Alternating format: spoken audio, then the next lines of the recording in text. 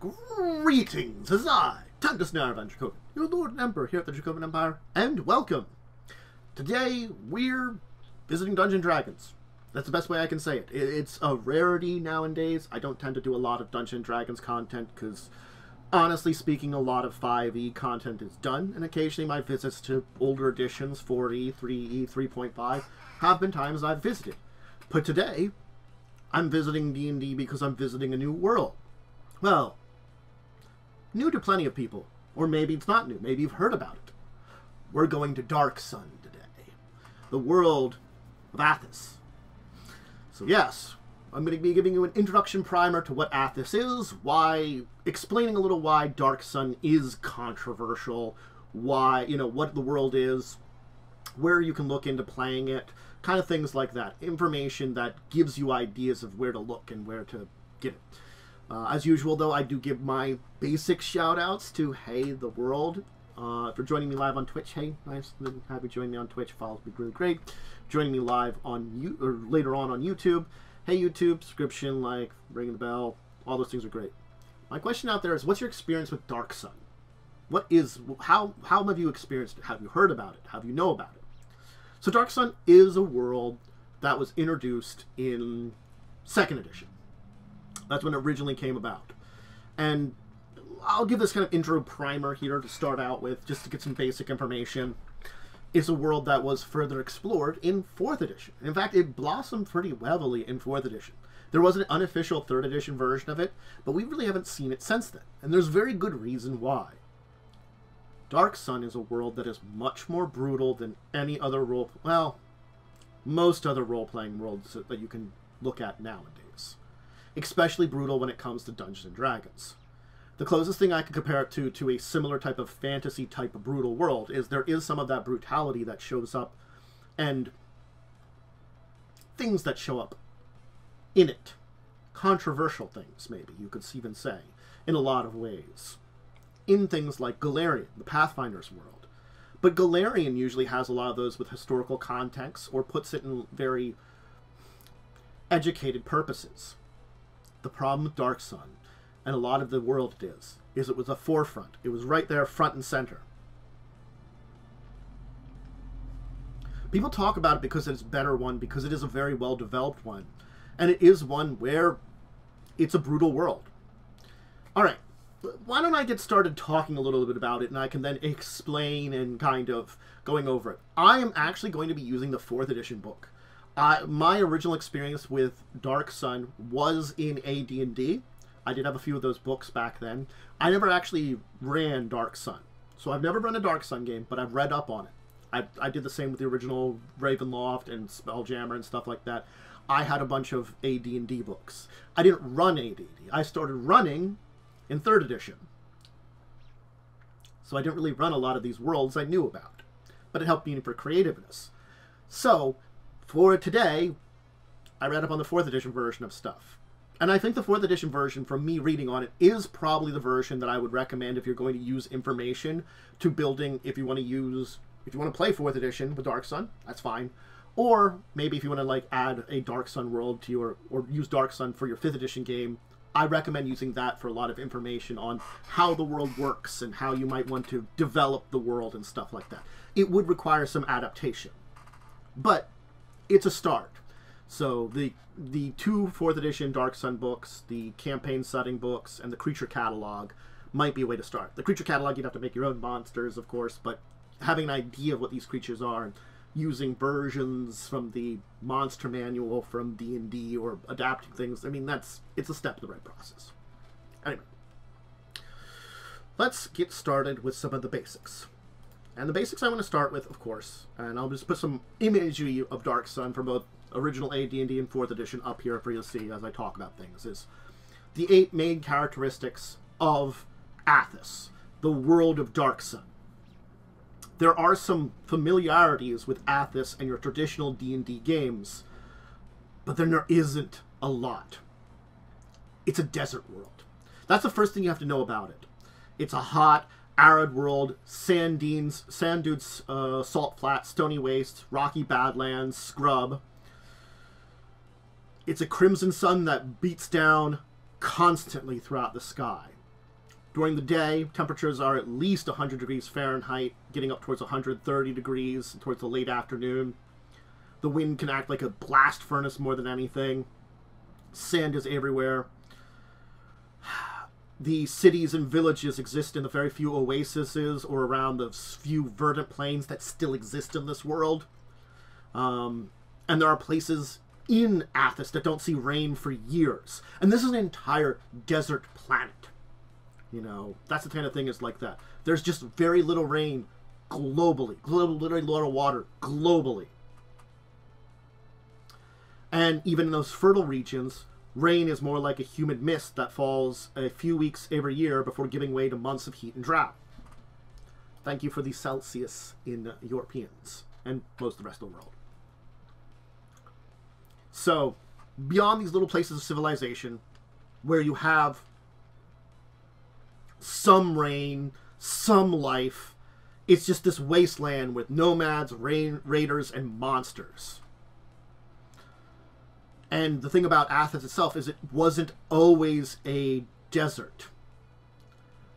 Within that desert landscape, there are crumbling ruins of the planet that once was. Areas that there was once rivers and seas. That was a weird noise.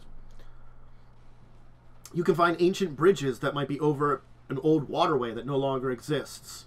Or a stone quarry where, you know, it has evidence of a sea that was once there. That is Athas to begin with. It's a planet that has gone through some kind of change, and most of the water is gone now. Second thing to know about is it is a savage, brutal, bloodthirsty world. That's the thing about Dark Sun that makes it. It's a gritty world. Life is brutal and short. There are raiders, slavers, inhuman savages that run through the desert and wastelands.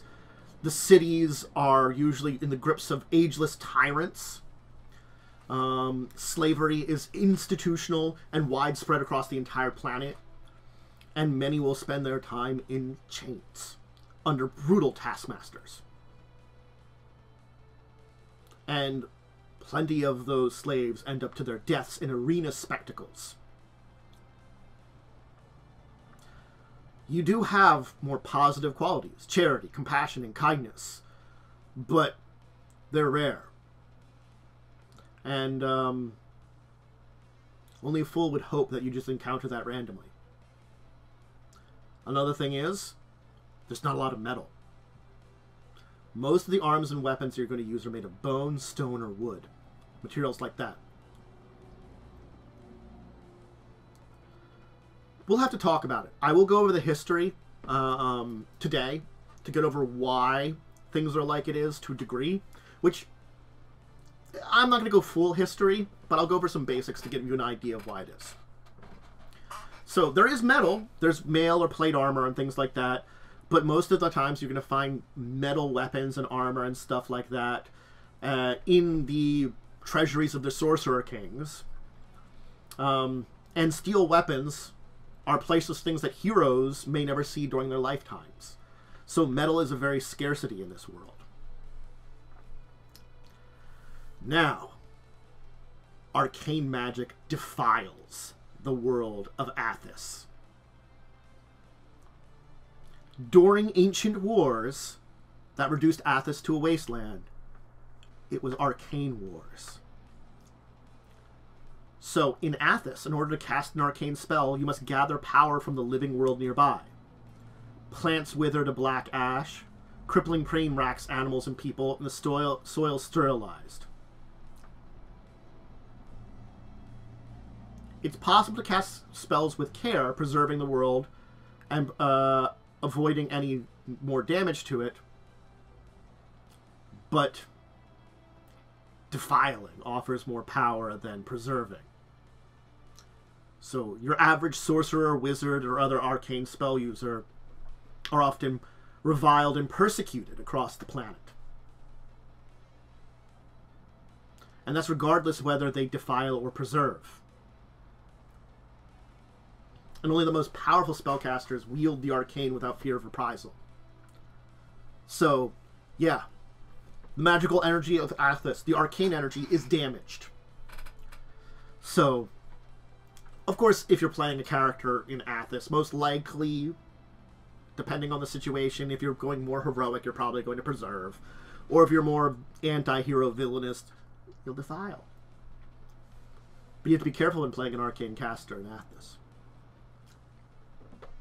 So the great city-states, the few actual kingdoms of Athas, are ruled by sorcerer kings. They're defilers of immense power. And all but one of the city-states are ruled by them. They've held their thrones for centuries, and no one that is currently alive remembers a time before them. There is rumors that they could be what remains of the gods, or once served the gods. But they're brutal oppressors more than anything. They're tyrants. They got them through priesthoods and bureaucracies, through greed, Templars, lesser defilers who call upon their power, basically arcane casters that work directly for them. Hey, you have protection. The city-state of Tyr is the only place that has a little bit of freedom. But there are plenty of powerful forces that try to extinguish that. So one of the city-states still exists there. The sixth thing you have to know about Athas is the gods are silent. There was primordial gods in that planet during the time of the verdant lands of Athas. But now it's in a world without deities. There are no clerics, paladins, or proper religious orders. Shrines and temples crumble. They're ruins now.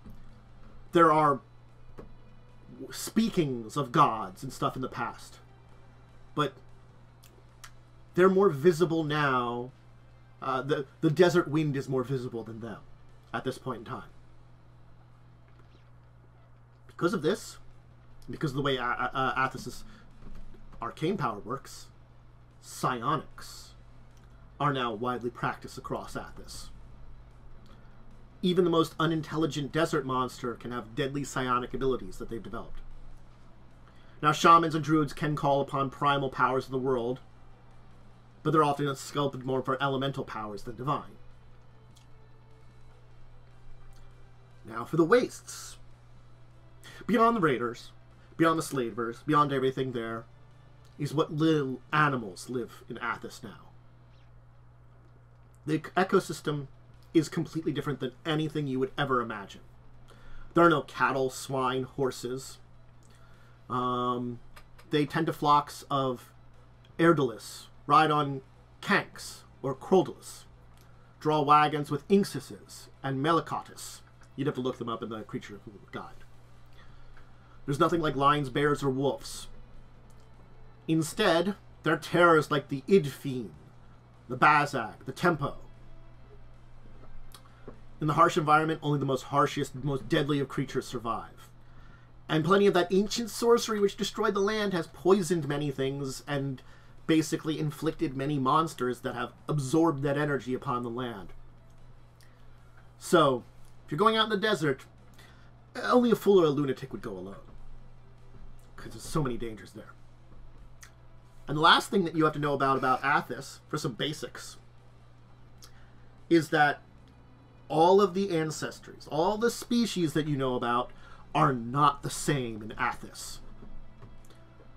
Elves, seen as benevolent forest dwellers, guarding their homelands. They're nomadic races of herders, raiders, peddlers, and thieves. Halflings are not like they used to be. They're xenophobic headhunters and cannibals who hunt and kill trespassers in their mountain forests. Half-giants, Goliaths, are commonly known around the area, and they're brutal mercenaries who serve as elite guards and enforcers to the Sorcerer Kings. So you can see, even those familiar humanoid races, those humanoid people, none are the same in Athas. It has shaped them in many different ways. But yes, that in a nutshell is Athas. It gives you an idea of the world it's like, and how it is a very brutal and deadly place. Think about that. One city-state is a place where you can have, like, relative freedoms and stuff. All the rest are ruled by ageless tyrants who defile the very land and place themselves with dark magic.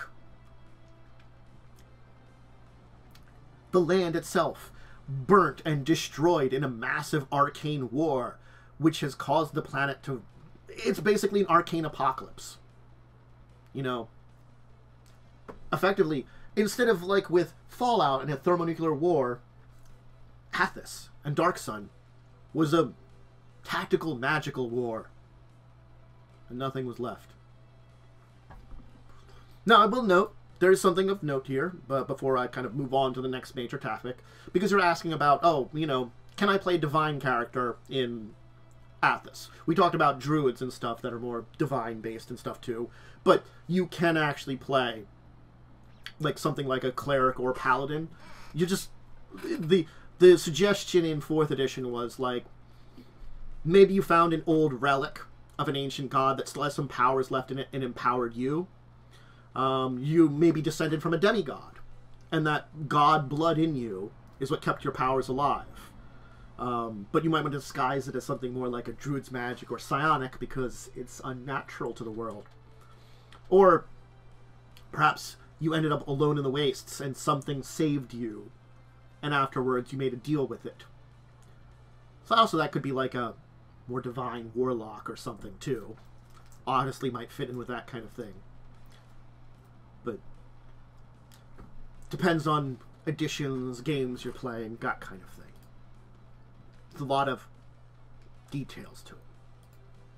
Alright, let's talk about the civilization on Athas a little bit, because we should talk about it. And here's a nice 2nd edition picture. They never wore a lot of clothes in the desert world of Athas in the 2nd edition. They wore a little bit more clothes in 4th edition. They're at least covering up. We can't talk about what civilization remains on Athas without talking about its social order. Now, there are the 7 cities that still stand. Tyr, I mentioned, but also Balak, Drog, Glug, Agolg, Nibene, Ram, and Uruk.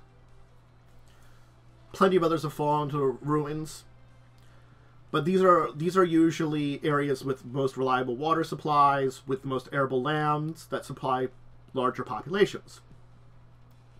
Basically, everywhere else doesn't have that. It's hard to get water, it's hard to get anything you need.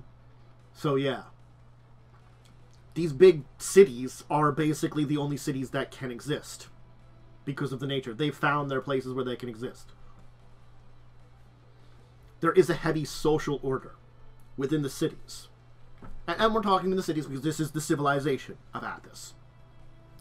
Out in the wastes, well, you're on your own. But in the cities, where there is a level of civilization, you mostly have the Sorcerer Kings at top, supported by nobles and Templars. Then below that are merchants, craftsmen, warriors that go below there, down to beggars, farmers, herders, laborers, and of course, your slave forces. If you dwell in a village or a nomadic tribe, you can have some level of freedom. You know, definitely. Even the most independent places probably can still have a leader, or probably someone with more stability. But when you're out as a nomadic group in the wastes, you face the wastes.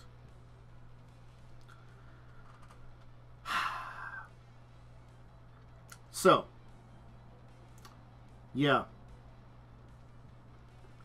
The Sorcerer Kings, as they rule, are technically near immortal with the amount of power they have. Whether or no they have true immortality or not is kind of like, Places like Drag or Gulg, the Sorcerer Kings are seen as divine beings. They're worshipped. And obedience is mandatory to them. Templars enforce this kind of state religion of worshipping their king, their sorcerer kings. But each city, they have absolute authority. Their magical ability and near immortality has given them this. These are the kind of beings that destroyed the world, and now they rule what's left of it. They reside in very fortified palaces with minor officials, sentries. They rarely emerge without entourages that would and huge amounts of guards.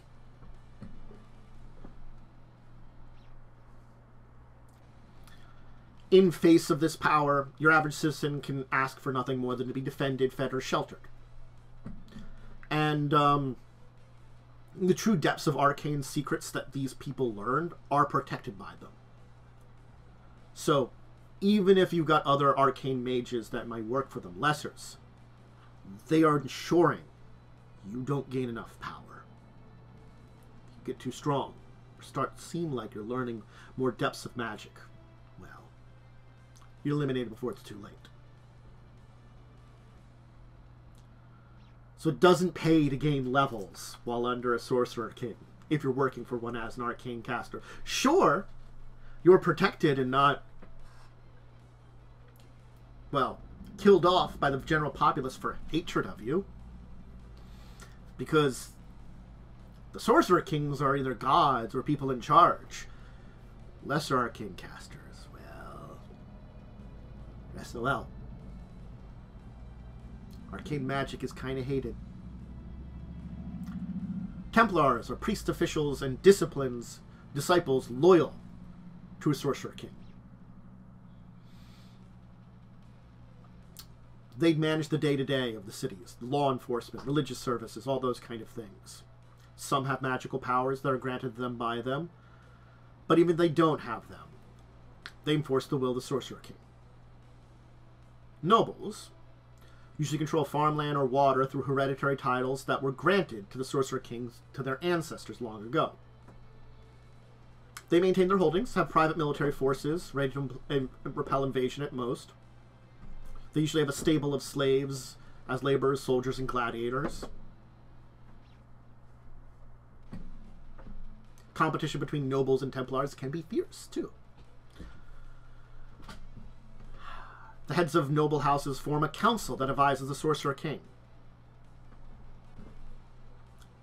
So yes. And the Sorcerer King can always call upon them for any of their resources. Merchants tend to include merchant dynasties, tribal merchants, and independent merchants.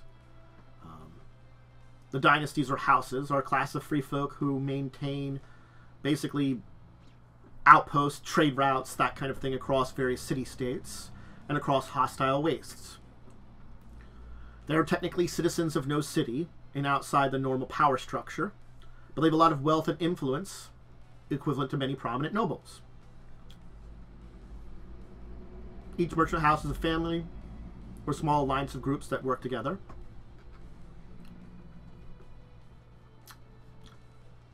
That's the main way. Nomadic tribes, like small independent villages, can have a strong leader who boasts... went too many pages. Wow. That went very quickly.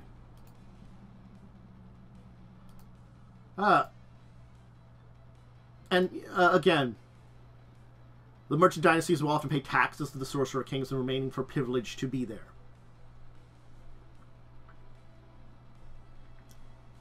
Templars usually avoid harassing members of these things without good cause. Tribal merchants operate in a commercial manner similar to that of a merchant house. Many elven tribes are merchants of this type. They forge alliances with merchant houses, while others compete with the great dynasties. Mercantile tribes rarely establish headquarters or outposts. Instead, they travel in an eternal caravan, gathering and selling wares in each region.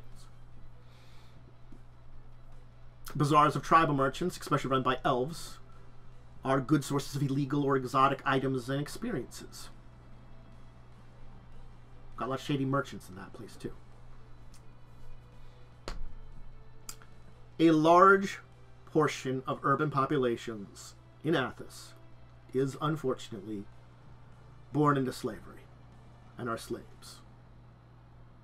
Some could be tribal folk or villagers from distant lands who were sleazed and sold into captivities also. A Templar noble who has their power, also have the power to condemn debtors or criminals to slavery. Dangerous people are often, though, executed instead.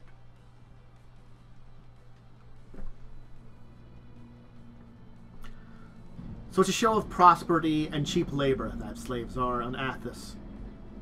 And many don't have qualms about just letting them starve. So it's better for them to be enslaved than to starve in freedom, is a lot of the moral idea there. Whether you agree with that statement or not, it's unfortunately what like a lot of people think in Athas. And your treatment depends on your usefulness or the affluence of your owner. If you're reliable or loyal, you get better treatment. Those that are prosperous, though, will also see their slaves as disposable. Poorer ones will take better care of them because they have their investment. There are some high-minded folk that have crusaded to end slavery, or at least decent treatment. But callous brutality is commonplace towards those that have been enslaved.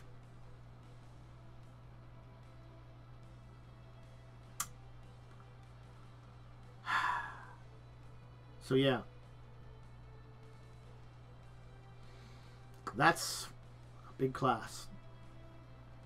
Now there are others, though, too. There are free citizens.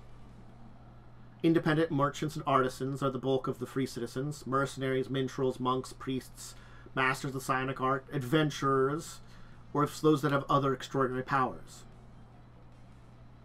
They're free until a capricious Templar or noble judges them guilty of a crime. Then you become a slave.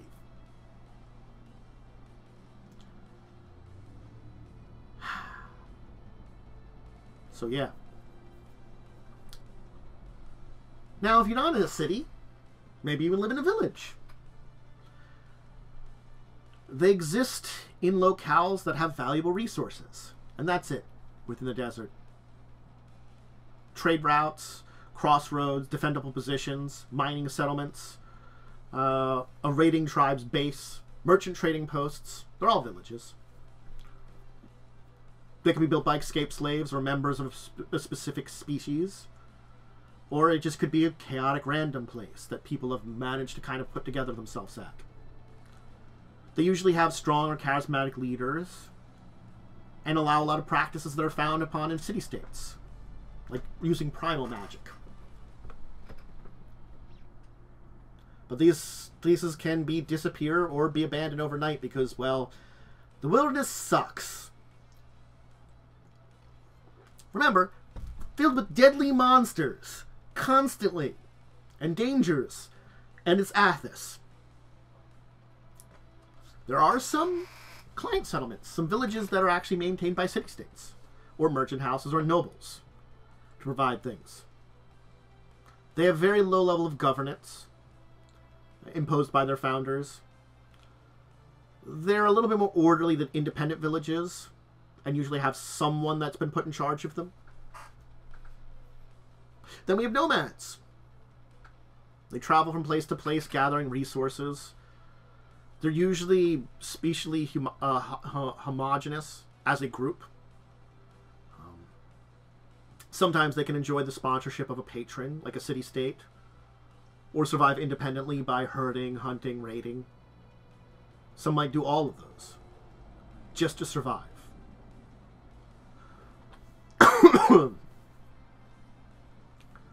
They'll usually have strong leaders that have military and magical skill to keep them alive. And then you do have hermits, outcasts, individuals who find themselves alone out there in the wastes. Whatever resources they have are hidden. and they avoid contact as much as possible. Many forget social graces. Surviving. Alone.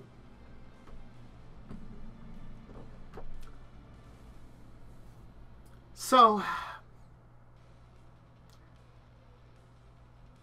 there isn't a lot of literacy. Most common citizens and slaves aren't literate. If they found her to be literate, they're executed. That's a big thing you have to think about for the society, too. Usually it's the upper class, Templars, mostly that time, though nobles and special servants of the Sorcerer King are allowed the privilege of reading and writing without fear. Outside, it's not constrained, but if you're living in the wastes, there's usually very little reason to learn. Though players are usually assumed to have learned for some reason. Civilization here is old. Even before the Great Destruction. Even before the land became a desert. So the common language that everyone speaks is universal.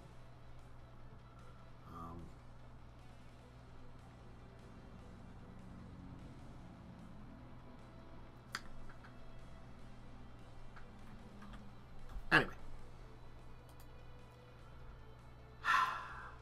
Let's talk about the history of Athas. Here's another second edition picture for you. Talk about the history for a little bit here too. And then we'll talk a little bit about psionics, magic a little bit. Finish up with some basics of the world and the people that live there. Give you a little idea of the humanoid species that live there. The thing about it is, you have to think that the real history of Athas is hidden to your general populace. Remember, I just mentioned, few average citizens read or write. Most people do know Athas used to be lush and green, filled with water, cities and realms. There's evidence by any traveler of the ancient world that once was there. So it's not something that's hidden. But now these great cities are filled with sand and monsters. The Green Age.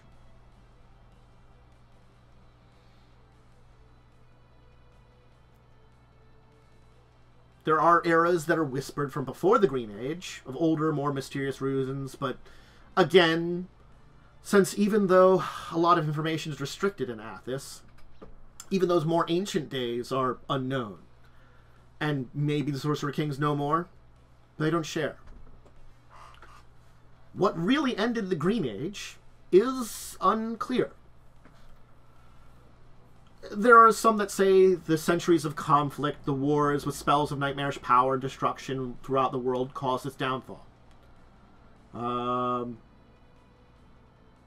Some say the fearsome dragon of Tyr came to Athas in a falling star and lay waste to all domains. But now it is the Red Age. Or what came after was the Red Age.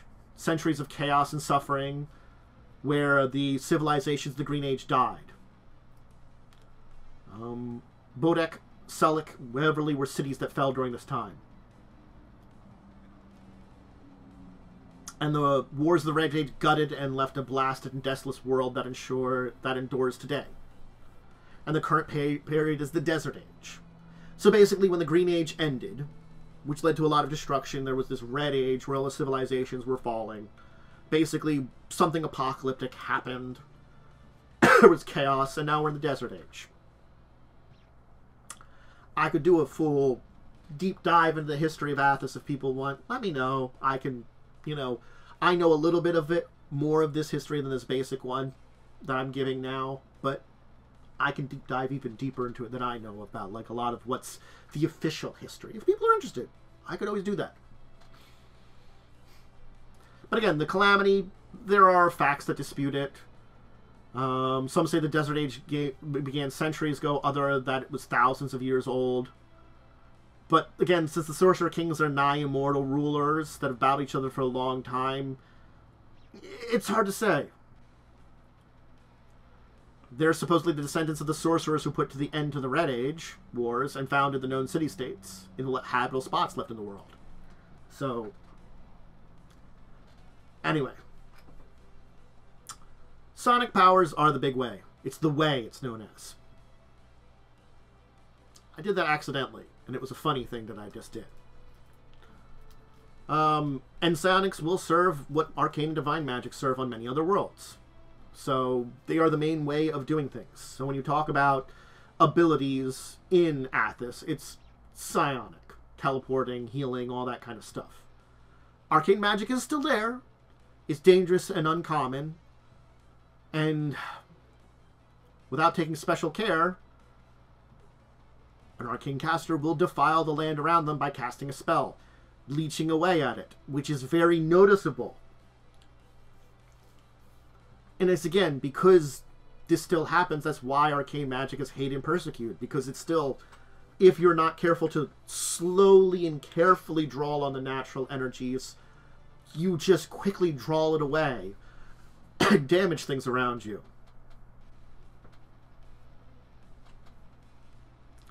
Primal magic is pretty widespread in comparison, though. It's not practiced in cities, very rarely. But in the wild wastes, you get healers, defenders of their village, shamans, druids, all those kind of people that master more primal types of magic. And again, it's not to say divine magic is unknown, but there is spits of it here and there. And there are still demons, primordials, other outer beings that do exist. And primordials and demons and things like that can find worship are oftentimes more brutal than an actual deity would be. So.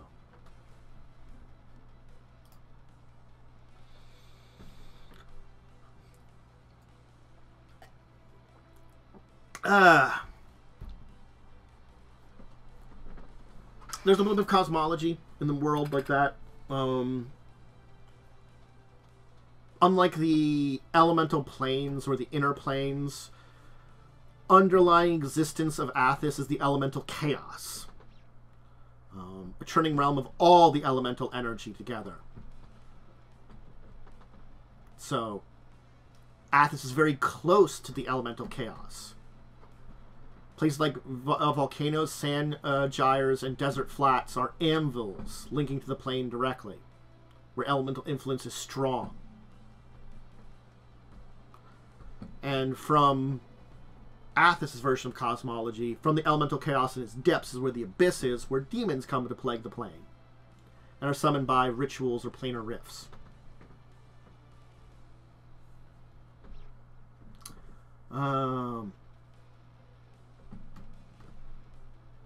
So unlike a plane of shadows or Shadowfall, there's the Grey on Athas, which is a realm of shadows and ghosts, dead spirits. The land within might be a barrier between Athas and other realms. Keep the gods out or something like that. The astral sea around it has been empty for ages, basically. So it's hard for people from Athas to travel into the Grey or even to the astral sea.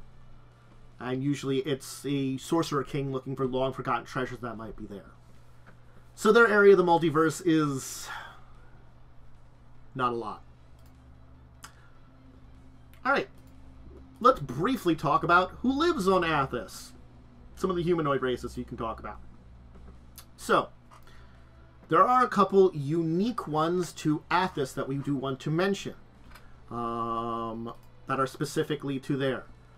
We will first talk about the Mul. The Mul are technically half-dwarfs. They are half-human, half-dwarfs, descended from the two of them, and they've become a kind of species on their own on Athas. They've developed on their own, so kind of keep an eye on them. Kind of like you get things like half-elves, half-orcs, and other ones, and it's expanded a lot of in things like Pathfinder 2nd Edition, D&D as it's going now, expanding the idealism of being between two species. But in particular on Athas, they are a group that became kind of on their own after so much time descended from them. The Thrykean are also another group. Humanoid insects. Mantis-like creatures that hunt in packs throughout the wastes.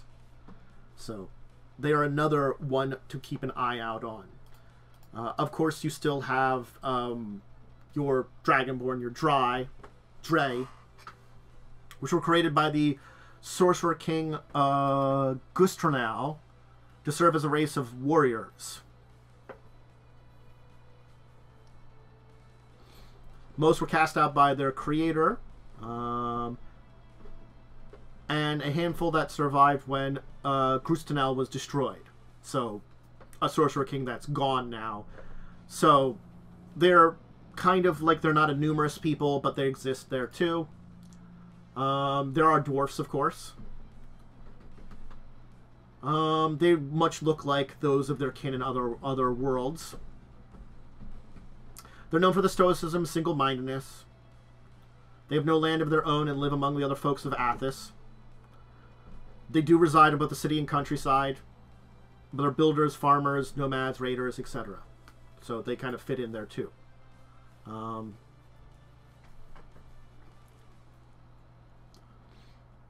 The elves, of course, are more herders and traders. While you will see the more nomadic ones in the more wood elf side of things. The high elves tend to hit more into very secretive places. Because the thing is, they feel themselves as the last vestiges of ancient civilizations and try to remember that. So it's sort of like where the more elves that more were in tune with nature, kind of the split in the elves kind of exists. Just to keep that in mind. Basically, your old high elves, you know, your can't remember all the 5th edition terms off the top of my goddamn head. High elves or gray elves. So I got to break out the 5th edition book to just remember stuff. That's me, not remembering things all the time. Gosh darn it. Where are you, elf? Yep. Yeah, the high elves. High elves are some of the people that try to remain the ancient civilizations, remember stuff, and they are low in number. They abandoned arcane magic long ago. They view it as the reason that the plane was destroyed, so they turned to psionics very quickly. So, arcane magic is very anathema to them now, and their abilities are more psionic-based. And again, then your wood elves are more those that now exist as the main elf you will meet in Athas. They are the main nomads and travelers and stuff. So it's not like you could not find a high elf. It's just they tend to be very rare in comparison to wood elves nowadays. They are almost gone. Of course, you've got the Goliaths, the half-giants. Again, a powerful breeding stock of minions that were created by the Sorcerer Kings magically combining giants and humans long ago. They have become a species onto their own. That's Goliaths, too. They have found them way outside of cities into a lot of nature itself spread. So it's sort of see like there have been generations where these people have come into their own. You do still find half-elves, of course. They are people that still appear. They're rare, though. And halflings hail from Forest Ridge, a mysterious and legendary jungle that's said to crown the Ringing Mountains. They live apart from all the other races, with their very odd customs in comparison to everyone else and their statue, but they have bravery and cunning. They have a deep reverence for the natural world, but also savagery. They live throughout the Tira region, slaves, mercenaries, raiders, and such. But the Forest Ridge is their homeland. And they are an ancient people, and according to myths, actually the oldest in the world. Once steward of the lands, they retreated when dark magic came to power, and built the civilization at the roof of the world. They remain a spiritual creature, with connections to the natural world, and the strongest of any civilized race in the Tira region. But this also makes it hard to make relations with others. They're merely part of their entire species, not an individual. And they see all other things as sources of sustenance. Everything competes to survive. So, halflings will think nothing of eating their enemies. It helps them survive. Of course, you still have humans. They are the most numerous and diverse people. Every strata and stuff like that. Shapes and sizes. So, you know, and for whatever city-state with you, you're going to have some, like, various traits that are related to that city-state. Of course, you do get things like tieflings do exist, and those that have blood of an outsider's. Hey, guess what? There are demons. So the humans who have bargained for dark powers, their descendants are tieflings in this land. Because we mentioned the Abyss and Deviants exist. Otherwise, there are also like some Ganassi, those that are children of the elements. They definitely reside in the wasteland traditionally, because their elemental nature gives them abilities to help survive. The Kalashtar, they're basically humans that almost are like now naturally psionic. And of course, there are Minotaurs, which were divided between the beast-headed giants by a priest of a cult that sought to harness the elemental power.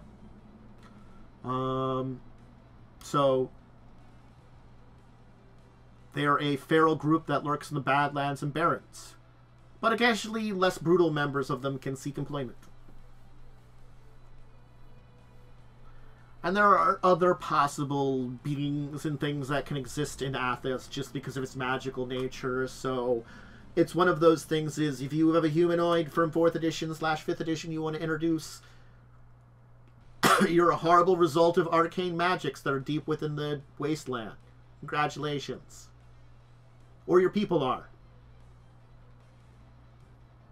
That's fun. Alright. We'll go over a few basics of Athas to finish up. I'm not going to go into depths about Athas and the planet itself, because again, like as I said, I would recommend, if you really want to learn a lot, get the books, go in more depths yourself. But you know, so yeah, I'm gonna go over the basics of the desert, you know, and what's kind of in the desert areas. Then you can look into the stuff yourself, because I'm going to say the 4th edition book gives us some of the basics on all the city-states and stuff like that, like Tyr and all the other city-states. But, you know, we're going to finish just with a little bit of information on the deserts. Woo-hoo-hoo, just for fun. They're placed like boulder flat fields. Broken, jagged rocks, maybe old lava flows, choked valleys, rock slides, various other things. Usually near mountains, usually a few miles across. Obstacles, they lack water, vegetation, shade. You do not have sturdy boots or sandals. Feet are going to toward the said. There's dust stinks. Wind-blown dust, ash, and silt accumulate in depressions and form dust sinks or silt basins. The Sea of Silt is the largest, but smaller sinks exist in any low-lying terrain. Even a light wind will turn it into billowing clouds. On calm days, it appears to be a smooth plain of pale gray or dun powder. It's too light to support your weight, and it's thick enough to suffocate anyone who falls in. So, one misstep and you can disappear beneath the dust. Large bodies can often extend like the rivers and of old into more solid terrain, following the narrow channels called estuaries. Some are shallow enough for human-sized travelers to wade across. Tall creatures can navigate deeper ones, but yeah. Many will have high ground within it, mainland around it, but yes. There are mountains. The ranges, the Melcott Mountains, the Stormclaw Mountains, the Black Spine Mountains that dot the Tyr region. They're bare, rocky peaks, sometimes as tall as 6,000 feet, with little water or shelter to make the climb worth it. Daytime temperatures still well over 100 degrees, and temperatures nights near freezing. Most exposed rock crumbles under the heat and cold. So great slopes of broken rock and frequent lock slides make it also difficult. Mountain vales, though, are often watered and filled with heavy scrub, cacti, sparse little forests. It's little suitable for cultivation, but savages and monsters, will make their homes in those vales. So, And there's large notch of caverns that underneath the mountain range that have also all sorts of creatures that hide from the suns. The truly awesome mountain range marks the western border of the Tyr region, the Ringing Mountains, with its heights peaked 20,000 feet or more. And some of these peaks have thin but permanent snowcaps. There are mudflats. There's little open water on the surface of Athas. Most is buried underground, but in a few places water seep upwards, saturating the land to create mudflats.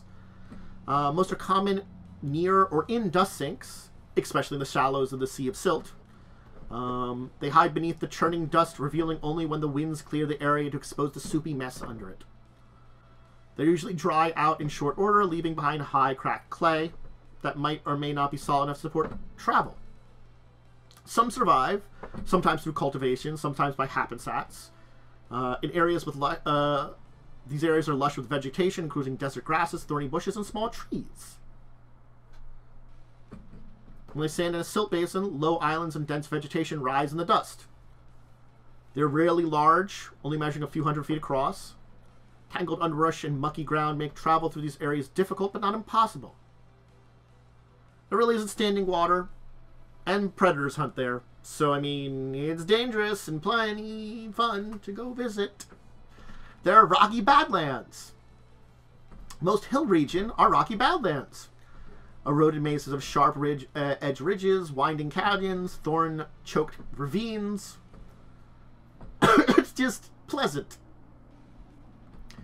They're barren, waterless wastes filled with thorny bushes that clog the ravine floors.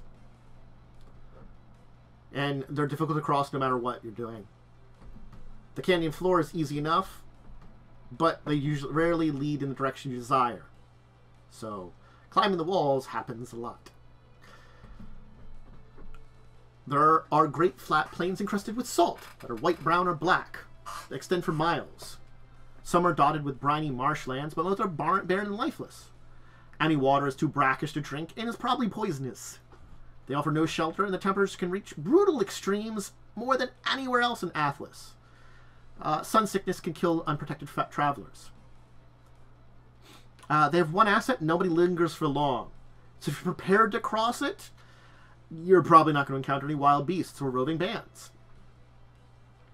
There are salt marshes, shallow, inferior lakes that form near salt flats or in them. Dust sinks are other sandy waters. Most are a mile or two across. But a few, such as the salt meres or the maze of Drag, extend for more than 100 miles. The water's too salty or alkaline to sustain life. It's undrinkable. Most dry out in a few months of high sun. Some remain dry a year round if the following low sun comes and goes without rain. They contain low grasses, reeds, and bushes. Ankle-deep channels of briny water encrusted with salt-caked wind through the marshes. Sometimes the shallow lakes. Sand scrubs, occasional trees exist.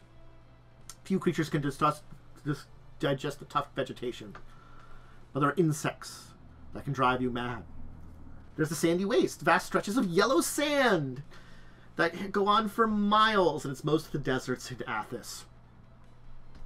There are some places where the air is still and no winds disturb the sand. Others where the landscape takes on a rumpled appearance because of the wind piles up sands and great dunes. In such places, the topography changes constantly. Old dunes are ruined, new ones form. If you're caught up in a storm, you'll hear the howling wind, deafening scream, while the sand bites at your skin. Can scour flesh from bone.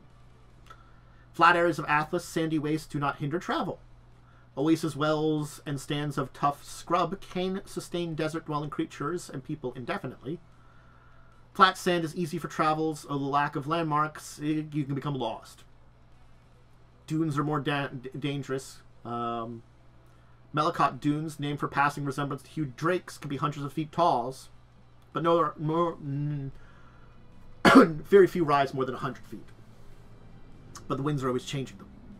There are scrub plains, savanna, prairie, shrapnel, with just enough water to support some vegetation. Tough, dry grasses that punctuate the land, and a few bushes or tumbleweeds. A few small trees scattered across the landscape.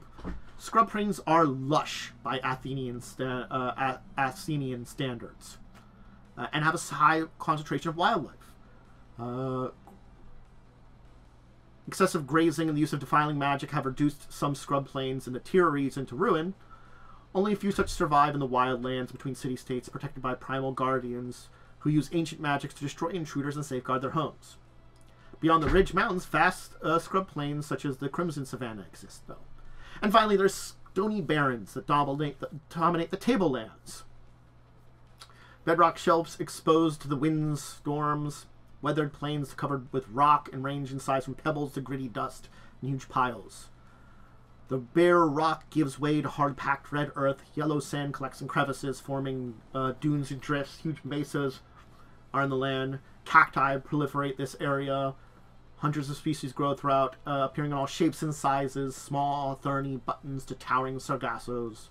They are edible, making suitable fare for travelers low on supplies.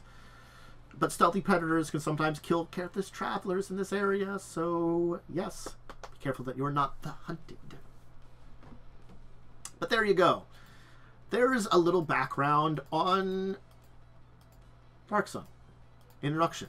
A little bit of information about their world, their places, things you could visit, all those things. So that's the thing is, and let me move myself back over here. Of course, finish up. Dark Sun is an interesting world. It's a dark world. A violent world. A place where it's kill or be killed in most regions. Where murder, death, cannibalism, slavery, genocide all exist and are deep within the history of the planet. You can see when I said at the beginning where it's a world where it's not friendly. It's not nice. It's not a pleasant place to live. Doesn't mean there can't be great heroes or great stories that are told there. It's one of the reasons that it has remained popular. Because it's the D&D version of a dark fantasy world in a way. A brutal apocalyptic fantasy world where a lot of the norms of D&D don't exist the same way you think about it. And those that do kind of cling to what you could call norms desperately do so or hide their true nature. You're wizard, sorcerer, warlock, hide those arcane powers. You're some kind of divine caster, you're one in a million. Psionics, well then you're kind of common. But most people are savage, illiterate, murderous, raiders. Take advantage of a situation.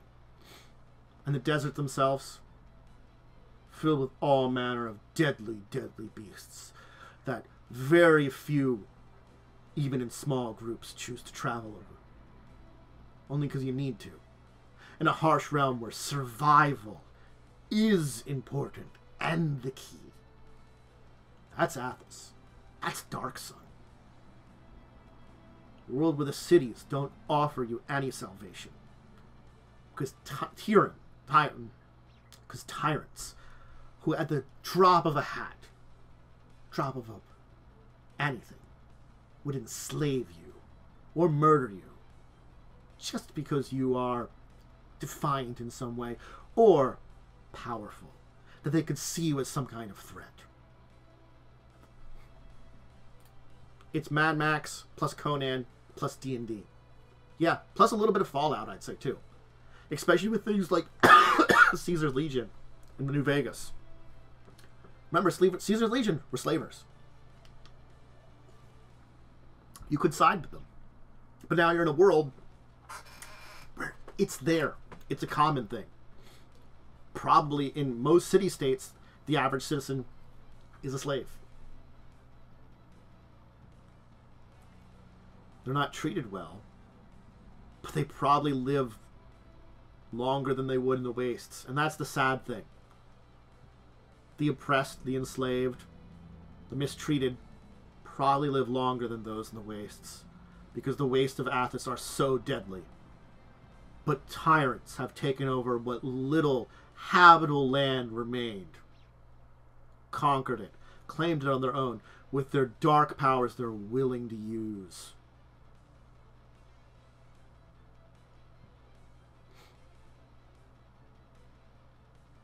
Dark Sun is dark. It's gritty. And it's interesting. It has so much of the worst qualities in a world that you want. But it's not the only one out there that has a lot of negative qualities, especially nowadays where we have this RPG renaissance.